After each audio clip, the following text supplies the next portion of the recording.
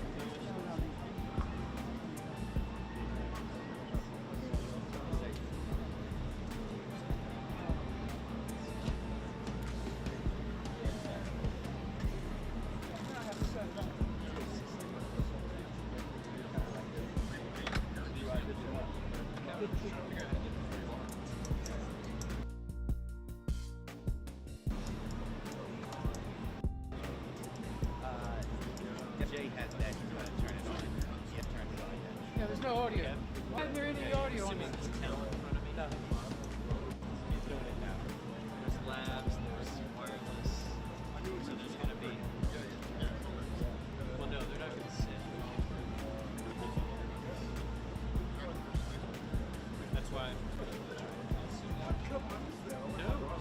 No, this is microphone.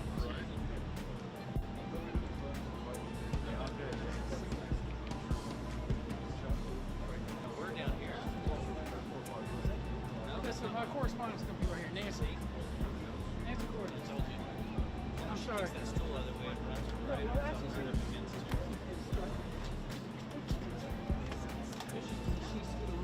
One of your camera in his. As long as she, as long as things last.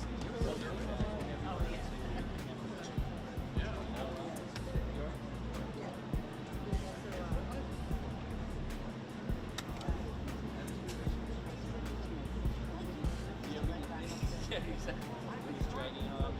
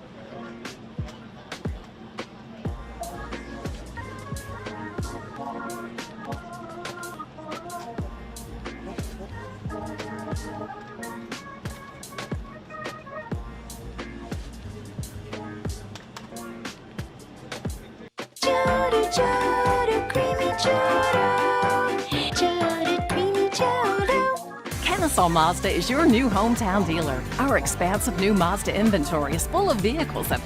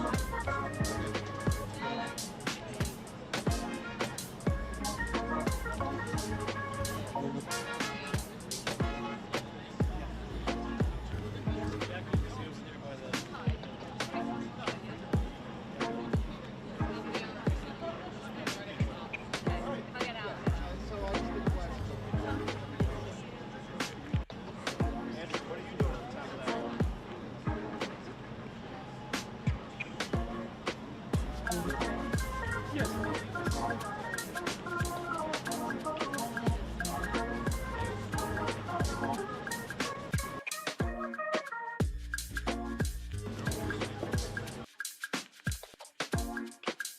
When you get in your car, you just need to put your location in the trip. It recommends where you need to stop, for how long, park, plug in, and you can go about your day.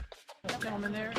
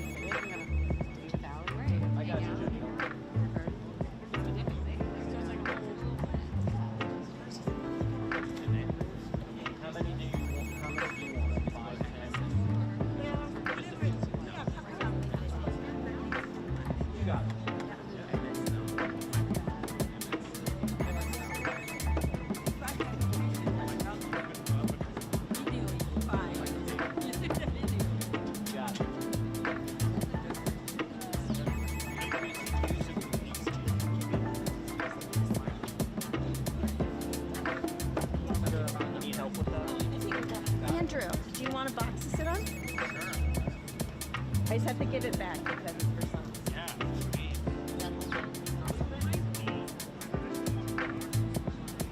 Should be like short enough so you can at least sit. Much like me.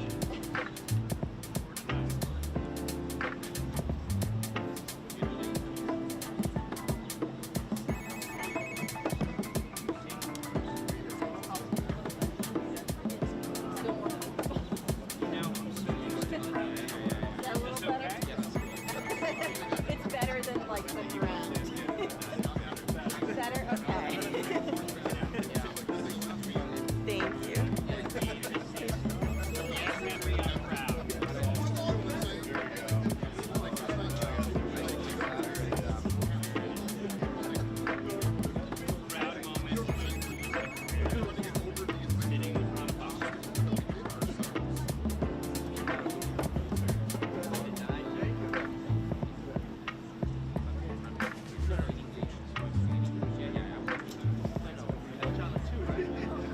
Yeah.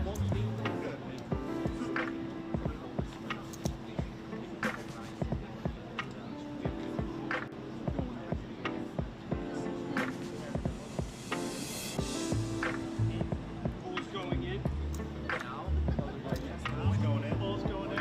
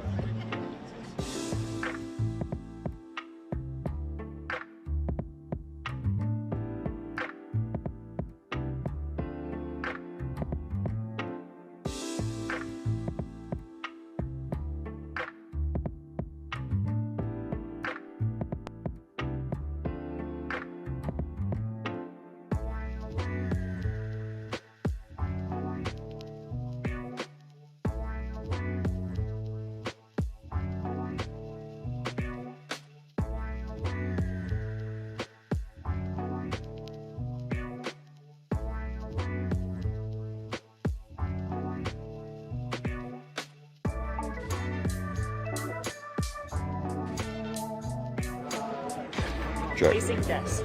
The desk? He's at the desk. Kevin? Facing, he'll be at the desk. Desk. Are they across from each other? How are they? I don't know. There's people behind the desk. There's people behind. So we're going to, the next is going to cross over.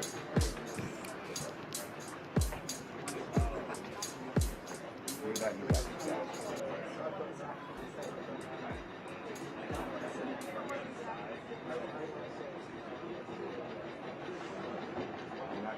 Are you going to out right now? Camera.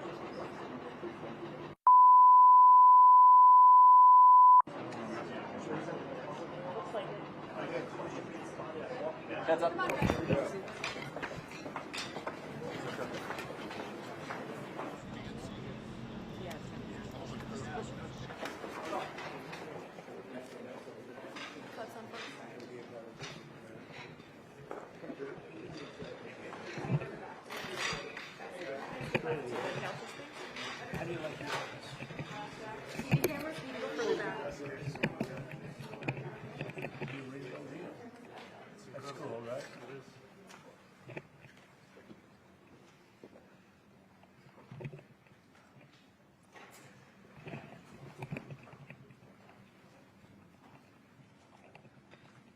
Well, thank you very much. We've just had a great meeting, a really good, very productive meeting. We have one thing in common. We want this city of ours that we love to do very well. And I wanted to congratulate the mayor. He really ran an incredible race against, a lot of smart people, starting with the early primaries against some very tough people, very smart people. And he beat them easily. And I congratulated him. And we talked about some things in very strong common, like housing and getting housing built, and food and prices, and the price of oil is coming way down. That anything I do is going to be good for New York. If I can get prices down, it's good for New York, and we've got them down, way down from last year. We have, as you know, I've been saying to a lot of people, Walmart said that Thanksgiving this year is exactly 25% less than last year. So that's good for New York, good for everybody. But I just want to congratulate. I think you're going to have hopefully a really great mayor. The better he does, the happier I am. I will say there's no difference in party. There's no difference in anything. And we're going to be helping him to make everybody's dream come true, having a strong and very safe New York. And congratulations, Mr. Mayor. Thank you, Mr. President. Thank you. I appreciate it. Please. I appreciated the meeting with the president, and as he said, it was a productive meeting focused on a place of shared admiration and love, which is New York City, and the need to deliver affordability to New Yorkers, the 8.5 million people who call our city their home, who are struggling to afford life in the most expensive city in the United States of America. We spoke about rent, we spoke about groceries, we spoke about utilities, we spoke about the different ways in which people are being pushed out, and I appreciated the time with the president. I appreciated the conversation. I look forward to working together to deliver that affordability for New Yorkers. Thank you very much. Any questions, please? President Trump, Stephen Nelson from the New York Post. I've got a question for you and then also one for Mayor-elect. Sure.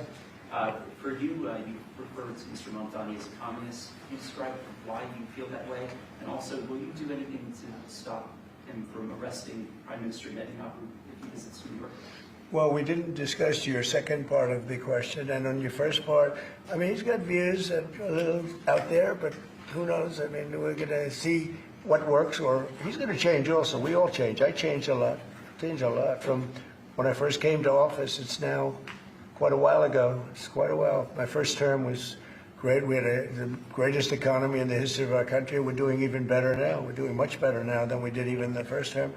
And I can tell you some of my views have changed. And we had discussions on some things. I'm not going to discuss what they were, but that I feel very confident that he can do a very good job. I think he's going to be. I think he is going to surprise some conservative people, actually, and some very liberal people. He won't surprise them because they already like him. And Mr. Mandani, it sounds like you had a productive discussion, but just days ago you referred to President Trump as a despot who betrayed the country. You said you would be his worst nightmare and accused him of having a fascist agenda. Are you planning to retract any of these remarks in order to improve your relationship? I think both President Trump and I, we are very clear about our positions and our views, and what I really appreciate about the president is that the meeting that we had focused not on places of disagreement, which there are many, and also focused on the shared purpose that we have in serving New Yorkers. And frankly, that is something that could transform the lives of the 8.5 million people who are currently struggling under a cost of living crisis, with 1 in 4 living in poverty. And the meeting came back again and again to what it could look like to lift those New Yorkers out of struggle and start to deliver them a city that they could do more than just struggle to afford it, but actually start to live in it. And I've been called much worse than a despot, so it's not that insulting. Maybe I think he'll change his mind after we get to working together. Yes, please. Mr. President, Mandani from MTV Lebanon. Good. I would like to ask you a question about the Middle East regarding Sure. you said that Hezbollah in Lebanon is not in a good position. And Lebanon now is the final unresolved after Gaza and Syria. Given your assessment, like what do you say for the Lebanese today? It's the independent state in Lebanon. And what is your next move to push toward disarmament? Sure. Well, we are pushing for total disarmament of Hamas and, frankly, everybody else. And we actually have peace in the Middle East. As you know, the King of Saudi Arabia just left yesterday. We had some great meetings, and he's made a contribution toward the United States of more than $1 trillion. We have now over $20 trillion coming in. No country has ever had anything like that, not even close. If you go to 2 trillion or 1 trillion, it's a lot. We have 20 or $21 trillion. I think that Hezbollah has been a problem in Lebanon, big problem. We're working with Lebanon. We're working with everybody in the Middle East. That's another thing I think we have in common. We want to see peace in the Middle East, and we actually have now, for the first time, peace in the Middle East after 3,000 years. And now we're going to refine it, and I think you're going to see some very positive things happen. There is a potential to invite the Lebanese president. Oh, sure.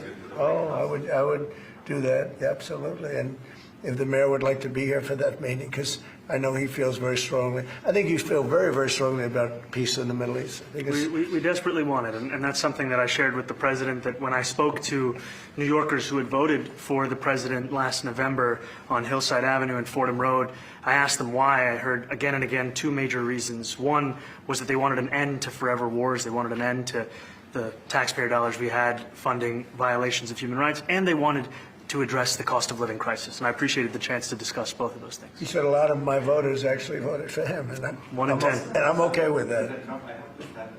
I'll do that. I'll sign it. Give it to me. I'll sign it in a minute. That's pretty good. Mr. President, Yeah, please. you threatened to send federal troops to New York City. You both have differences. Danny Bomba here, owner of Paulding Dodge, Chrysler, Jeep, and Ram, with the Wrap Up the Year sales event. The Hemi is back. Ram. Well, I think we're going to work them out, and I think that if we have known murderers and known drug dealers, it's going to be a great New York. If it's not safe, no matter how well we do with pricing and with anything else, we can talk about anything you want. If you don't have safe streets, it's not going to be a success. So we're going to work together. We're going to make sure that if there are horrible people there, we want to get them out. I think he wants to get them out maybe more than I do. So we'll work together. We discussed it at great length. Yes, please. Yeah, two questions, if I may. One for you, Mr. President, on BBC in a second. But first of all, for the mayor-elect. You're both from different parts of the political spectrum. You're both populists, though, and I just wonder to what extent the president's campaign style, his techniques, his social media use inspired any part of your campaign. Well, I actually told the president that, so much of the focus of our campaign has been on the cost of living crisis. And when we asked those New Yorkers who had voted for the president, when we saw an increase in his numbers in New York City, that came back to the same issue: cost of living, cost of living, cost of living. And they spoke about the cost of groceries, the cost of rent, the cost of Con Ed, the cost of childcare. And too often politicians are looking to lecture to New Yorkers what they should care about as opposed to listen. And when we spoke to those voters who voted for President Trump, we heard them speak about cost of living. We focused on that same cost of living, and that's where I am really looking forward to delivering for New Yorkers in partnership with the president on the affordability agenda. And I think we have to work a little bit. We talked about Con Edison. We have to work a little bit on getting the prices because, we've gotten fuel prices way down, but it hasn't shown up in Con Edison. And we're going to have to talk to them. If we're sending them fuel at a much lower price than it was a year ago, which is true, we have to get Con Edison to start lowering the rates. Absolutely. And if I may, last week you told me you were pushing ahead with your plans to sue the BBC for up to $5 billion. You're going to speak to Prime Minister Starmer as well. Is there any progress or any updates on those issues? Well, we get along very well with the Prime Minister. We made a deal with UK. I like him. He's a fine person. And, I think they have some big energy problems. They've got windmills all over the place. They're going to have to start using other methods because their energy is out of control. Talking about in the UK, it's out of control. And he's got that problem. He's got a big immigration problem, as you know, and he's got a big energy problem. And we talk about it. He's a good man. Prime Minister's a good man. You have a chance to speak this week? I haven't spoken this week. Mr. President, have you spoken to President Zelensky, or do you intend to meet with him? President Zelensky, about your plan? Are you going to meet with him? I've spoken with their people. We have a plan. It's horrible what's happening. It's a war that should have never happened. It would have never happened if I was president, and it's a shame. And I thought they should have acted quicker. But it's a cold winter, and a lot of the you talk about utilities, but a lot of the big energy producing plants have been under attack, to put it mildly, to put it nicely. We have a way of getting peace, or we think we have a way of getting peace. He's going to have to approve it. Just so sad, so many people. Last month they lost 25,000 soldiers. This is something, we haven't seen anything like this since the Second World War. And they're averaging 6,000 or 7,000 a week between the two of them, dead soldiers. And it goes on, and I think they're getting reasonably close, but I don't want to predict. I would have said that would have been one of my early ones. I did 8 peace deals of countries, including in India, Pakistan.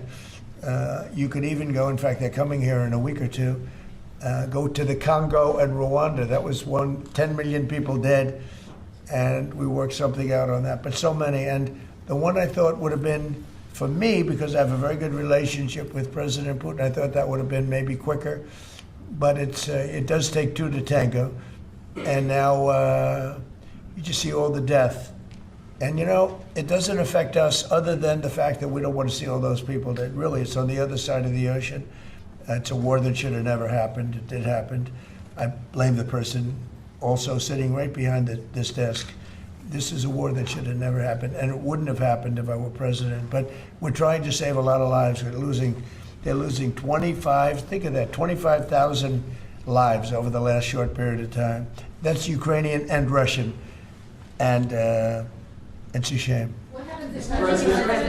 I want to ask the mayor-elect about a House resolution. It just passed overwhelmingly to condemn socialism, including with 86 Democrats, all of House Dem leadership, and the minority leader, Hakeem Jeffries, despite his endorsement of you. What's your reaction to that? I have to be honest with you, I focused very little on resolutions. Frankly, I've been focusing... Condemn socialism. I understand. I think the focus is on the work at hand. I can tell you I am someone who is a democratic socialist. I've been very open about that. And I know there might be differences about ideology, but the place of agreement is the work that needs to be done to make New York City affordable. That's what I look forward to. And I want to clarify your answer to Stephen Nelson. He asked about your comment calling the president a fascist, and your answer was, both President Trump and I have been clear about our positions and our views. Are you affirming that you think President Trump is a fascist? I've spoken about... That's okay. You can just say yes. Okay. It's easier. It's easier than explaining it. I don't mind. Mr. President, I wanted to ask you also about this Ukraine plan. Yeah. President Zelensky said today that his country would risk either giving up a partner or giving up its dignity. There's been criticism that this deal proposal... He doesn't like it? It's unclear. He was sort of tenuous about it. He'll have to like it, and if he doesn't like it, then they should just keep fighting, I guess. The suggestion that he made, though, was that if he doesn't accept it, that the U.S. would pull back its support for Ukraine. Is that well, at some point he's going to have to accept something. He hasn't accepted. You remember right in the Oval Office not so long ago, I said, you don't have the cards. Don't forget, I inherited this war. This war never would have happened. I inherited this war. And I thought he should have made a deal a year ago, 2 years ago. The ultimate deal would have been if it never started. That would have been the good deal. That could have been done too if you had the right president, but you didn't have the right president. Mr. President, the cost of living is something that you and Mr. Mandani seem to agree on. Democrats have run New York City for a long time, Mr. Mandani. Do you see Democrat policy specifically as being a problem? And I'd like that be a question that both of you could answer in New York City. Look, I think that there are many things in our city where we have to own the responsibility of it, things that existed long before the president was the president. And those are also part of the message of our campaign, was to take on a broken politics of the past. And I ran against a number of candidates who represented different versions of that past. And what we found time and again is that working people were left behind in the politics of our city. And what we're looking to do is put those people right back at the heart of our politics so that we don't have a situation where we're in the wealthiest city in the history of the world, and yet 1 in 5 can't even afford $2.90 for a Metro card.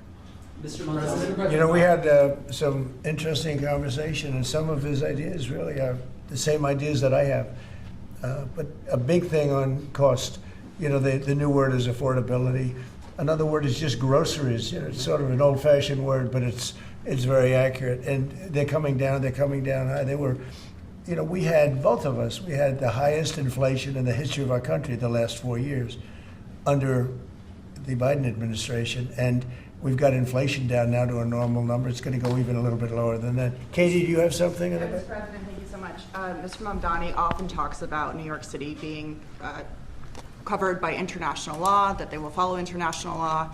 Doesn't often talk about the U.S. Constitution. What is your response to that? Well, I don't know what you're referring to in terms it can be covered by international law, local law. It's covered by a lot of laws, but it's covered by U.S. law. Are you referring to anything in particular? He just says that they're a city that endorses and enforces international law. Is that at odds with U.S. I don't law? know. Would you want to respond to Yeah, that? I think what I've shared with the president is our desire to not only follow the laws of our own city, laws that protect New Yorkers, but also a desire for consistency in our politics across the board. And that's something that we've talked about and something that I know many New Yorkers want. Will you work with ICE? Will you work with ICE then? We discussed ICE and New York City, and I spoke about how the laws that we have in New York City allow for New York City government to speak to the federal administration for about 170 serious crimes. The concerns that many New Yorkers have are around the enforcement of immigration laws on New Yorkers across the 5 boroughs, and most recently we're talking about a mother and her 2 children, how this has very little to do with what that is. Mr. Mandani, What we did is we discussed crime. More than ICE per se, we discussed crime. And he doesn't want to see crime, and I don't want to see crime. And I have very little doubt that we're not going to get along on that issue. He wants to, and he said some things that were very interesting as to housing construction, and he wants to see houses go up. He wants to see a lot of houses created, a lot of apartments built, etc. And you know, we actually people would be shocked, but I want to see the same thing. Mr. Mandani, anti-Israel protesters. Okay. Yeah, Mr. President, I wanted to know one of the policies as well that Mayor-elect Mandani talked a number of times about on the campaign was shifting the tax burden for property taxes from what he called minority communities to white-based communities and putting more taxes on white people. I also noticed that in your acceptance speech you didn't mention anything about America or Christians or white people in general, and so I didn't know if that was one of the policies that you guys had spoken about. We focused on affordability, we focused on the cost of living crisis. What I will say is that I am very much interested in property tax reform, because what we see right now in New York City is a system that is so inequitable that it can't even stand up in court. And the President and I spoke about the importance of not only building more housing, but also making sure that regulation of housing is something that is manageable to actually get through and not the cause of yet another weight that we see in our But to city. be clear, you're continuing this idea of race-based property taxes. No, to be very clear, That's what you said. no, the use of the term was a description of neighborhoods, not a description of intent. So you intend to tax the whiter neighborhoods more? No, we intend to create a fair property tax system because we want a New York City that is not only fair and equitable, but also one that every New Yorker can afford. Mr. Mandani, anti-Israel protesters. Please, go ahead. Mr. Mandani, anti-Israel protesters just targeted a synagogue in New York. Are you concerned about Jewish New Yorkers feeling welcome and safe in the city? And President Trump, you've threatened to cut off federal funding to New York City. What policies would prompt you to do that? Would that be city-run grocery stores? Would it be something else? Well, I think if we didn't get along, whether it's cut off or just make it a little bit difficult or not give as much, we want to see, I use the term, we don't want good money going after bad, and we don't want that to happen. I don't think that's going to happen. I did say that, you know, subject to what policies are being said. We had a meeting today that actually surprised me. He wants to see no crime. He wants to see housing being built. He wants to see rents coming down, all things that I agree with. Now, we may disagree how we get there. The rent coming down, I think one of the things I really gleaned very much today, he'd like to see him come down, ideally, by building a lot of additional housing. Yeah. That's the ultimate way. He agrees with that, and so do I. But if I read the newspapers and the stories, I don't hear that. But I heard him say it today, and I think that's a very positive step. No, I don't expect. I expect to be helping him, not hurting him. A big help, because I want New York City to be great. Look, I love New York City. It's where I come from. I spent a lot of years there. Now I'm right here. We took a big setback with the mayor that we had, named de Blasio. I thought it was a tremendous setback for the city. I think this mayor can do some things that are going to be really great. Mr. President, Mr. President, Thank you, Mr. President. Mr. President. How about you? Thank you, Mr. President. You're a billionaire. You have a different address nowadays than you used to, but you used to call New York City home. Would you feel comfortable living in New York City under a Mamdani administration? Yeah, I would. I really would. Especially after the meeting. Absolutely. What makes you comfortable? We agree on a lot more than I would have thought.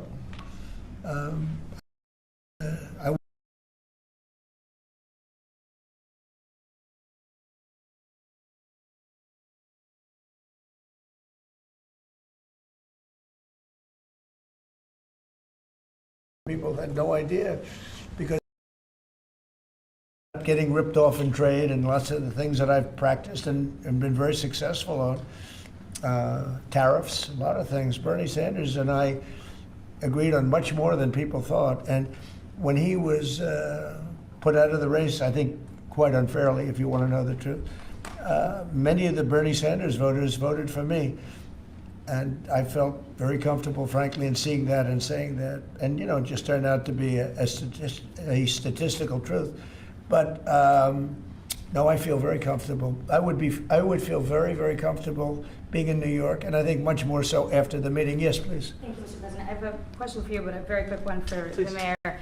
Why did you fly here? Aren't trains greener? I will use every form of transit, and I want to make sure that they're all affordable in New York City, and that's why making buses fast and free is a centerpiece of our campaign. There is a bus that goes. Well, but I know, but if he flew, that's a lot quicker. I mean, he's working very hard for him to be. That's a very long drive. I'll stick up for you. The plane takes you 30 minutes, and driving takes you a long Mr. time. President, I was wondering if you could clear up some confusion around a Washington Post report. There was this explosive report that the Coast Guard is no longer going to characterize swastikas and nooses as hate symbols. DHS called that a lie and fake news. Can you clear up? I don't know anything about it. When was this written? I think yesterday. Well, look, the Coast Guard's an incredible group of people. I know them very well. We just ordered a lot of new Coast Guard cutters, beautiful, the most magnificent ship. They look like yachts with lots of guns on them. So I don't know. I haven't seen any report like that, but certainly we want them to remain a great force, and they are. You are a peacemaker, and you did the peace in all the 9 months around the world. I would like to ask Mr. Mamdani, you've accused the U.S. government of committing genocide in Gaza while President Trump was working on peace. Why that? I've spoken about the Israeli government committing genocide, and I've spoken about our government funding it. And I shared with the president in our meeting about the concern that many New Yorkers have of wanting their tax dollars to go towards the benefit of New Yorkers and their ability to afford basic dignity. And what we see right now is we're in the 9th consecutive year of more than 100,000 school children being homeless in our city. And there's a desperate need not only for the following of human rights, but also the following through on the promises we've made New Yorkers. And I appreciated the meeting we had and the work that we can do. Do you agree that President Trump did do a peace and he worked hard to make the peace? Because he worked hard to do the peace in the Middle East and everywhere. Do you agree with that? I appreciate all efforts towards peace, and I shared with President Trump that when I spoke to Trump voters on Hillside Avenue, including one of whom was a pharmacist that spoke about how President Trump's father actually went to that pharmacy not too far from Jamaica Estates, that people were tired of seeing our tax dollars fund endless wars. And I also believe that we have to follow through on the international human rights, and I know that still today those are being violated, and that continues to be work that has to be done no matter where we're speaking of. Mr. President, question for Mr. Thank you, Mr. President. Do you view the mayor-elect as the true leader of the Democrat Party? And do you think Leader Schumer and Leader Jeffries, have to follow his lead? Well, look, I hope they have great leaders. This is a man that right now I think is focused in New York City. I really think he has a chance to do a great job. We're going to help him, but I really think he has a chance to do a great job. But I'll let you answer that. You consider yourself the leader of the Democrats? I think it's more appropriate for him. I consider myself the next mayor of New York City, and I keep my horizons firmly on New York City, and I appreciate the meeting with the president, which focused again on the 5 boroughs and whether New Yorkers could afford to live there. By the way, being the mayor of New York City is a big deal. Absolutely. I always said, one of the things I would love to be someday is the mayor of New York City. Being the mayor of New York, and especially now, because I think you're at really a turning point, one way or the other. It could go great, or it can go in a different direction. And I think you really have a chance to make it great. Mr. President, you say you love New York City. Mr. Mandani, does New York City love President Trump? New York City loves a future that is affordable. And I can tell you that there were more New Yorkers who voted for President Trump in the most recent presidential election because of that focus on cost of living. And I'm looking forward to working together to deliver on that affordability agenda. I got a lot of votes. One more. Go ahead. 1 or 2 more. Go ahead. I tell you, the press has eaten this thing up. I've had a lot of meetings with the heads of major countries. Nobody cared. This meeting that you people have gone, outside you have hundreds of people waiting. This is just a small little group. For some reason, the press has found this to be a very interesting meeting. The biggest people in the world, they come over from countries nobody cares. But they did care about this meeting, and it was a great meeting. Go ahead. Yeah, Mr. President, I was going to ask you exactly that. Why do you think there's so much more, so much excitement around this than even some foreign leaders? Because I think he's different. All right, I think he's different, and that can be in a very positive way. But I think he's different than, your typical runs, wins, becomes mayor maybe, and nothing exciting, because he has a chance to really do something great for New York. New York is at a very critical point, and he does need the help of the federal government to really succeed, and we're going to be helping him. But he's different than, your average candidate. He came out of nowhere. I said he has a great campaign manager standing over there. He came out of nowhere. Would you start off at 1 or 2? And then I watched. I said, who is this guy? He was at 1, then he was at 3, then he was at 5, then he was at 9. Then he went up to 17. I said, that's getting a little bit interesting, right? And then all of a sudden he wins a primary that nobody expected he was going to win. It's a great tribute. I mean, it's an amazing thing that he did. And I'll just add one thing to what the president said. Is one thing I also appreciated is in our meeting to appreciate a portrait of FDR and the incredible work that was done with the New Deal, and also in thinking about what it can look like when the federal government and New York City government work together to deliver on affordability. It can be transformative. We have a great portrait of FDR that I found in the vaults that was missing for years. I found it and I put it up. He's a Democrat, to the best of my knowledge. He's a Democrat. And when the mayor saw that portrait, he said, "Sir, do you mind if I have a picture taken by that portrait?" It's an amazing portrait. I hope the picture comes out good. But it's an amazing portrait in the cabinet room. So he's a big fan of the New Deal, I guess, and of FDR. Yes, ma'am. Thank you, Mr. President. You said that you both spoke about crime. There are many police officers set to come off the rolls at the end of this year in New York City. Are you going to allow those police to be replaced with police officers, actual cops? And are you going to require that happens? Would there be some consequence if the Well, I hope staff... it happens, but again, that's going to be ultimately the mayor's decision. What's your answer? Is that I look forward to delivering public safety with the NYPD, and I've said over the course of our campaign that we have the number of police officers today. They are the ones that's budgeted about 35,000 headcount. And I think the key thing is that we have to make it easier for police to focus on police work, not ask them to respond to 200,000 mental health calls a year. So is that a reduction from what you're at right now? Or are you committing to maintaining the same level of cops? I've committed over the course of the campaign to maintain the 35,000. That's the headcount that we had through the campaign. And not replace them with caseworkers, social workers? No, I've said that's the headcount that we want. What we need to do is make sure they can focus on serious crime. And he just retained a great police commissioner, I believe, right? Yes, we did. Commissioner Tisch. If the newspapers are correct. That one they're correct about. He retained, I think, somebody that is she's a good friend of some of the people, Ivanka, and they say she's really good, really competent, and he just retained her, so that's a good sign. There's still topics that you see that you're disagreeing on in the future, and do you think you'll have more meetings like this? There will be topics that we disagree on. I think we'll probably come to a conclusion, and ultimately he'll convince me, or I'll convince him. It's for the good of New York. Ultimately, it's for the good of New York. I don't care about affiliations or parties or anything else. I want to see, if this city could be unbelievable, if he could be a spectacular success, I'd be very happy. Do you think you guys will meet more in the future too? Sure. Do you think you'll meet again in the future, throughout the administration? I think we will. I hope we do. I enjoyed the meeting. We had a great meeting.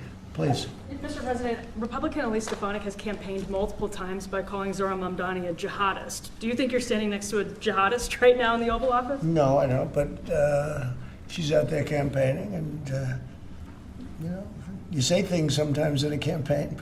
Isn't that sort of divisive? She's a very capable person. Isn't But that a kind of label? you really have to ask her about that. But no, I don't particularly. I think I met with I met with a man who's a very rational person. I met with a man who really wants to see New York be great again. And I can say again, because New York was great. When I came down to Washington initially, the city was so hot. It was doing great. We were having some telltale signs of problems. We had a mayor that was not doing a great job, but still, it was moving along. And it went bad. It really went, pretty bad. And I think it's been at lower points, but it went pretty bad. I think he can bring it back. Now, the question is, will he bring it back all the way? Will he bring it back greater than ever before, which is, I guarantee, that's his wish. I think he wants to make it greater than ever before. And if he can, we'll be out there cheering. I'll be cheering for him. Okay? Thank you very much, everybody. The reason you chose not to answer the question about the synagogue protest. Thank you very much. I care.